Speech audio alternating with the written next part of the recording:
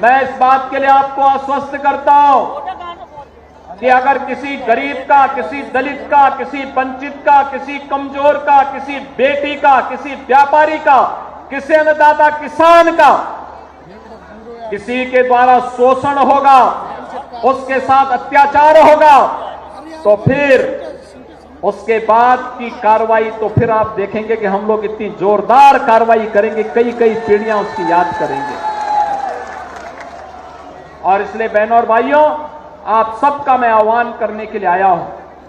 जिस समाजवादी पार्टी ने पहचान का संकट आपको दिया था, जिस समाजवादी पार्टी के द्वारा पूरे प्रदेश में अराजकता का माहौल पैदा करने का प्रयास हुआ था, बहनों और भाइयों, उसकी गुंडागिर्दी की हरकतों से आप सावधान होइए। आज इनके पास कोई मुद्दा नहीं बचा है, अब केवल एक मुद्दा इनके पास बचा है, और जिसको ये पहले भी करते थे, वो करते थे जातीय संघर्षों की स्थिति पैदा करना, आपस में लड़ाने की कुत्सित चेष्टा करना। इनकी इस मंशा को सफल मत होने दीजिए। मैं बार बार कहता हूं कि बटेंगे तो एक रहेंगे तो फिर हमें जातिवादी मानसिकता के लोगों के चक्कर में नहीं पड़ना है। अन्यायी अत्याचारी के खिलाफ डट करके लड़ने के लिए तैयार होना है। सरकार आपके साथ खड़ी है। विकास के लिए कोई योजना आती है, विकास का पैसा 100% विकास के कार्य में खर्च हो, यह हम सब का एक संकल्प होना चाहिए, और यही स्वसंकल्प है जो हमें विकसित भारत की ओर लेकर के जाएगा। ये समाजवादी पार्टी ही थी जिसे सामाजिक न्याय के पुरोधाओं के स्मारक अच्छे नहीं लगते थे, उनको तोड़ने की बात करती थी समाजवादी पार्टी।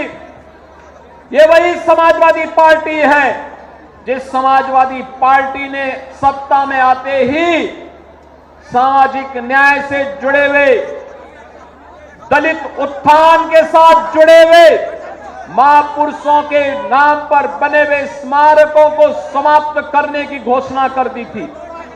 ये वही समाजवादी पार्टी है बहनों और भाइयों, जिसने 2012 में सत्ता में आते ही पूरे प्रदेश के अंदर एक जनपद, एक माफिया पैदा करके उस जनपद में अराजकता फैलाना प्रारंभ कर दिया था। ये वही समाजवादी पार्टी है जो समाजवादी पार्टी नौजवानों के रोजगार पर डकैती डालती थी, बेटी की सुरक्षा पर सेंध लगाने का काम करती थी। और उस समय किस प्रकार के नारे इनके द्वारा लगाए जाते थे? उस समय इनके नेता कहते थे कि लड़के हैं, गलती कर देते हैं। ये समाजवादी पार्टी के लोग कहते थे। लेकिन बहनों और भाइयों, आज भारतीय जनता पार्टी की डबल इंजन की सरकार है। अपराध और अपराधियों के लिए जीरो टॉलरेंस की नीति के तहत कार्य कर रही है। अगर बेटी की सुरक्षा में सेंध लगाया तो मान करके चलिए कि अगले चौराहे पर यमराज उसका इंतजार कर रहा होगा। अगर किसी गरीब की जमीन पर कब्जा करने का दुस्साहस किया तो ये मान करके चलिए कि अगले चौराहे पर कोई दूसरा ही यमराज का दूत उसका इंतजार भी कर रहा होगा। अगर अराजकता फैलाने का कुत्सित प्रयास किया, पर्व और त्योहारों के बीच में रंग में भंग डालने का काम किया, तो फिर मान करके चलिए कि उसको फिर शांति और सौहार्द अच्छा नहीं लगता है। ऐसे लोगों से सख्ती से निपटने के लिए ही पुलिस की जीरो टॉलरेंस की नीति वर्तमान में कार्य कर रही है।